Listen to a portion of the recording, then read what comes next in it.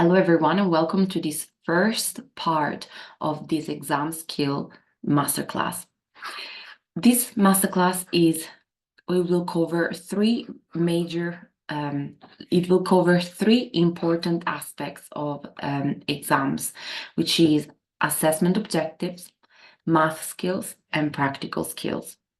So the assessment objective is about understanding what you are really assessed on in the paper.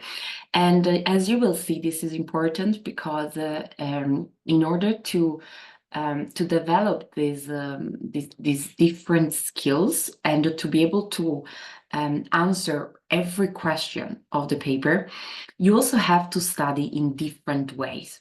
Okay, it's not sufficient one like memorizing all the content, for example. This is what we will focus on. And then you will see that about 20% of the exam paper is on math skills. So we will revise that and see also how just basic math can be applied to chemistry concepts. And practical skills, so that's I think about 15% of the paper is just on practicals, which means that a good revision of that may guarantee 15% of the marks. Okay, so this is the overview, and today we will start with the assessment objective. So this is taken from the specification of your exam. So it's just a little summary, but it's also quite limited in sense of what is including. Okay. So, but after this lesson, I also want you to be very, very confident with what all of these objectives are. So that's why I will repeat many times their description. So the first, as if you're reading here with me, the exam will measure how students have achieved the following objectives. So we have 1, which is demonstrate the knowledge and understanding. 2, which is apply knowledge and understanding. And 3, which is analyze, interpret, and evaluate. Let me see if I can put the highlighter on. Okay. And evaluate scientific information, so the evidences. Okay. Now we will look at each objective in more detail. So don't worry if you didn't read this whole part. It's just to show you that the specification, specifically this AQA specification, does report these objectives, but we will understand each of it much, much better. So to have an idea, in A-level chemistry, about 30% of each paper would be the first objective, which is, remember, it's just demonstrating the knowledge. The application of the knowledge is most of it, which I believe it's also the one that most people find difficult. And the third objective, which is about the analysis interpretation, is about 20%, and there will be a bigger part in paper 3. That's why we can expect paper 3 to be a bit more of the practical, a bit more evaluation, and so on. Okay, and then there, just one little sentence in the specification that tells you about the other skills that you will need, but that's for the next lesson. Now we will look specifically at the first objective. Now, the first one is demonstrate knowledge and understanding. So of what specifically? It will be of all of the scientific ideas that you learn. So you need to understand the core concepts, anything like from atomic structure to equilibrium to like every topic to organic chemistry. You will have to demonstrate the knowledge, okay? And here are some examples of how it can be assessed. Definition, when you're asked to give a specific something very specific, yeah, or even this one of the multiple choices, or this checkbox of what is correct, what is incorrect, or giving equations that you've directly studied.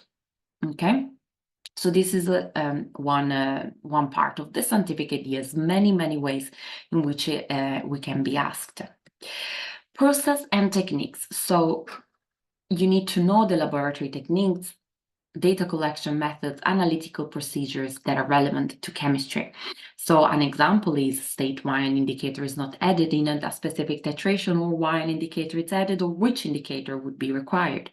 Okay, or for example, in another experiment, or like the evaluation of the use of chlorine in drinking water. So it's something anyway that you are directly taught, and that comes from your notes. Okay, in fact, as we've seen here already, it can be assessed in multiple choice questions that test, this factual knowledge and understanding of concepts. So you will have a multiple choice. And now we will look at an example. For example, this one, what is it? Which statement is correct? Which statement is correct? Or any type of multiple choice that directly targets something that you've been you've been taught. While short and long answers, they're I think the ones that are almost easy marks to get as long as you've studied the topic well. And we're going to look at this question after when we do the exam practice for each of the objective, but I'm going to show you here that you have a 6 mark of just objective 1, 6 of these AO1, which means that are all things that you know. So this should be all the easiest one to recall because it comes directly from your knowledge. So as I said, it comes also in these short or long answers. Okay, so this is where you have to provide concise explanations, definitions, or descriptions of key concepts, theories, or processes. Okay, it's just about clear understanding. So, but how do we develop this skill of demonstrating knowledge and understanding? These, I think, are the best ways. Active recall, I would say, is the best study method to use to get confident with demonstrating the knowledge. And you can use different methods that include this active recall. For example, flashcards. You can create flashcards with key concept definitions, formulas, because as we said, you have to state, you have to state what is something specific comes directly out of the content that you study. So active recall is such a good way to memorize, and I think flashcards it's very useful. To make sure that you fully understand, because as we see here, is demonstrate knowledge and understanding. So we need to understand the concept. We can't just repeat it out loud, It's also too much content to just rely on the memory. So how do you really understand the concept? I think this is my favorite way. Teach it to a friend or teach it to someone. If they understand it, this really means that you understand it because you've explained it well. So explain concept to a friend or study partner without referring to the notes, of course, because this really reinforces your understanding. And it will help you anyway identify areas that need more clarity for yourself and also for the person who's revising it. Another way is a summary concept, so you can summarize into notes, into diagram, anything that helps you remembering.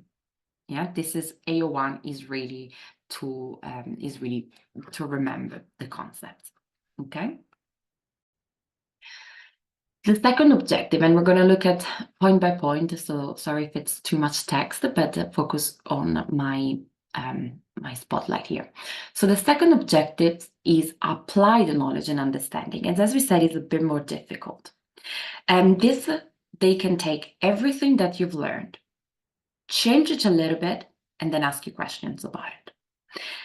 We have theoretical context.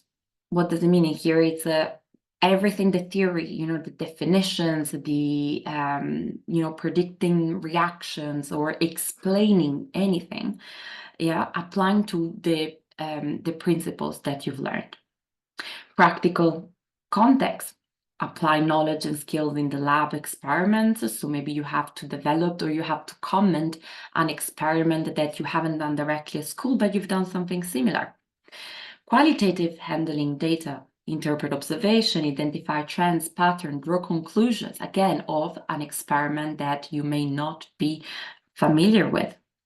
And quantitative analysis, everything to do with calculations. So you might be given a different equations, or you might be given a different example, or actually even for example, equilibrium constant calculations, but you have to rearrange it in a way that is a bit, is not straightforward. This would be the objective. This is really the most difficult one because you have to use a lot of logic. Let's see 2 different examples of questions. Sorry, 1 second. Okay, there we are. So we could have something like interpreting a graph. Use your tangent to calculate the gradient of this curve at this specific point. Okay, anything that they ask about graphs. Or give an equation for this reaction. Just notice how it would be an equation that you don't know, that you haven't been taught directly, but that you can still work it out because, you needed to really bring together your knowledge. Okay, don't worry that we will get time to practice exam questions afterwards. But I hope you see the type of questions that these are. Okay, those ones that will really give you the, oh, I've never seen this. Oh, I really don't know this. It's okay. You needed to get confident with this, feeling uncomfortable, because this is really the objective, the point of the whole objective. So hopefully this will give you a bit of calm when you do the exam, because you're like, okay, great, I know that I have to use the logic because this is similar to something that I've actually studied, so I can apply it. Okay, let's see how you can practice this, because as you've seen, it's the one that is the most assessed, and therefore you really needed to know how to practice it, how to prepare for it. This is where practice questions are very useful, because of course you can solve a variety of problems related to each concept or topic, and of course reinforce the understanding and helps applying the knowledge to different scenarios. But now it's very important that you choose the questions carefully, and it's not just a very simple, repeating your flashcards. No, practice questions, find the many different type of questions. For example, multiple choices. Very open questions that may look unfamiliar, or from different papers, paper 1, paper 2, paper 3. Use worksheets, because they are always arranged slightly differently compared to exam questions, but can still help you developing this this ability to apply the concept. Or use a different exam board, websites, anything that of course is about that topic that you're studying and your the level that you're studying, but it doesn't matter which resource. So use as many as possible. I think this is really the key to get confident with this assessment objective.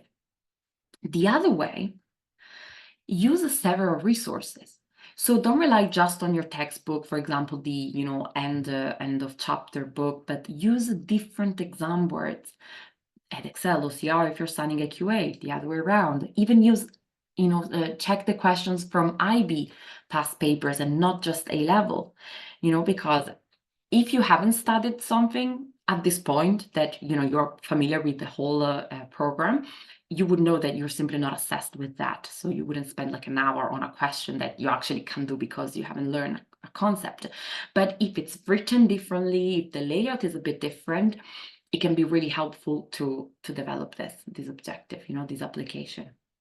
Or use several resources, like different perspectives, like YouTube channels. There are people that provide tutorials like me, but the way they explain, like, it's very personal, even though the concept is the same. But chemistry is so logical that every person has a slightly different approach. So just listen to different explanations, okay, and see the logic behind these explanations. And I think this can really, really help with getting different perspectives. Okay, so this is the second objective. We have the third one, which is analyze, interpret, and evaluate. What exactly? Scientific information, so it could be data, evidence from experiment, research, or even case studies. So here will be an experiment question. Judgment and conclusion. So here would be giving conclusion, even prediction, justify answers, evidences, could be evaluation of a conclusion. Practical design, evaluate experimental design, suggest improvements, and anticipation of sources of error. Okay, or explain sources of errors, or could be also explain why the value that you got is different. Okay, so this is what is assessed. Now, let's see how to practice this, because this is also not that straightforward to get confident with. I would say 4 different ways: data analysis, case studies, critical reading, and designing experiment. Now, let's see what each of these mean. Data analysis, so I would suggest you to practice analyzing and interpreting experimental data, graph, and table. So this would come from, for example, past papers where you have actual experiments, or from your practice book, from your textbook. I'm sure you have, with each chapter, you have the practicals that you have to do for that topic, and take it a little bit further. So don't just think about the method and if you understand the chemistry of it, but also analyze the result that they give. Case studies. So here, I understand that you may not have time to read beyond the specification. So what can be really useful is your textbook, because we don't like it to study, right? Because it's really way too much words. But in this case, I would like you to do one type of revision where you look at this extra content. So look at in each chapter, look if there is any of this, additional content, case study or examples that can be useful, because this really gives you this broader perspective of the topic. Okay. Critical reading. Let's see what that means. So in order to be able to discuss something about an experiment, to evaluate an experiment, you need to be able to learn how to be critical about it, right? So instead, this means always ask the reason of a step that you're doing in, for example, an experimental design, right? And the method.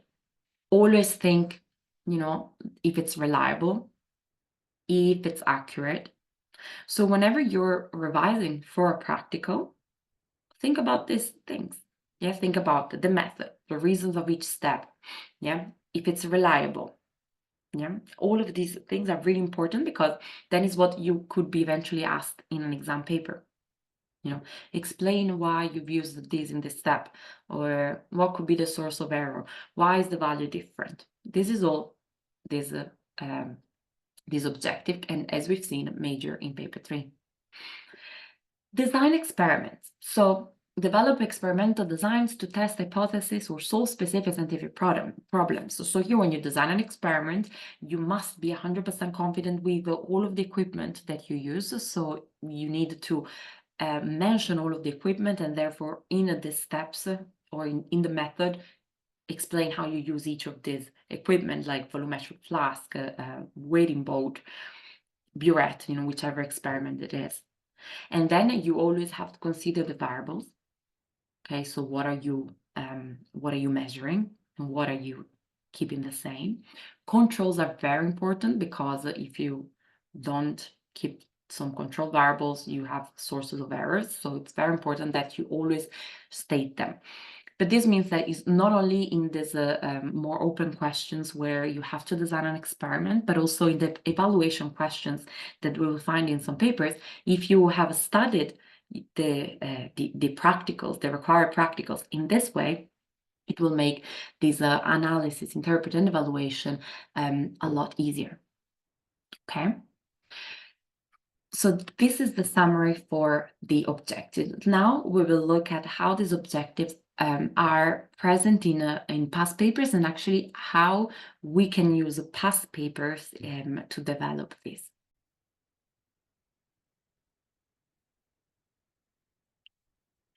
So let's see how these objectives are in practice paper, and how we can use practice paper to get more confident with these objectives, and therefore develop exam skills. For this, demonstrate, as we said, the first objective, demonstrate knowledge and understanding. I think it's very useful to analyze the past papers just by identifying recurring themes, topics, and type of question asked. So what I mean by that is, if you go through some past papers, you will notice that in the Born-Haber cycle question, you always have some definitions of some enthalpies. Okay, so you will see that, oh, right, this is what they ask about this topic. Okay, this is what I mean by the reviewing the past papers, to identify recurring themes, topics, and types of questions asked. Okay. For the applications, as I've said, but I'm gonna keep saying that, make sure you do past paper questions, use many many types of papers, exam boards, to develop this logic and this ability to apply the knowledge and understanding. Okay, very important here is to understand the question. So pay attention to the wording of questions and practice explaining your reasoning. This is a very good one too, actually. So when you do questions, it could be even a multiple choice. I never want you to do the multiple choice without, like, that's the answer, ciao, I move on. No, it's very important that you explain your reasoning, even if you're not asked to, okay? Just as a practice. So explain the reasoning of everything that you write down, yeah? Even if it's not asked in the paper. For the third objective, I think it's very useful to analyze the mark scheme, okay? Because try to understand how these marks are allocated, because I know it's difficult when you have, for example, to do an evaluation or improvement of experiments. It's not straightforward. So checking out the mark scheme and understanding where the marks are distributed, it can be really helpful to, in the future, structure your answers effectively. Okay, so overall, and actually at the end, you needed to make an exam practice that it's meaningful and that brings together all of these objectives. I think it's very difficult to separate this, but if you are a bit more aware, I think you can combine the practice for each of it. So as a summary, I would say, if you want to use practice papers, or like for this exam preparation, you should analyze the past papers in order to understand the type of questions that are asked and the common topics that that you have to really demonstrate your knowledge of. Actual practice the question in a very meaningful way, so to expand every concept that you encounter in the past paper, practicing explaining the reasoning to really build this logic and this ability to explain things. And then analyze the mark scheme so that you understand, of course, first of all, if you got it right or wrong, but also where the marks are allocated. And for this a bit more difficult and let's say abstract questions, you can really understand and be able to answer better in the future. Okay, so now we will get into the part of applying what we've learned into some specific questions from A-level papers. So I just would like you to try these questions with a slightly different awareness of, okay, what is really this question asking? Which objective, and therefore, how do I improve my answer?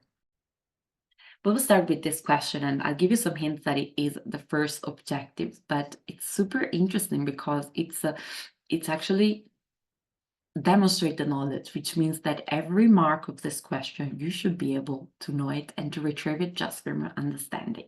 So if you're watching this video as a recording, please pause it, and once you're ready with your answer, play, because I will go through the mark scheme. Okay, now I'm going to show you the mark scheme, and we will analyze it a little bit.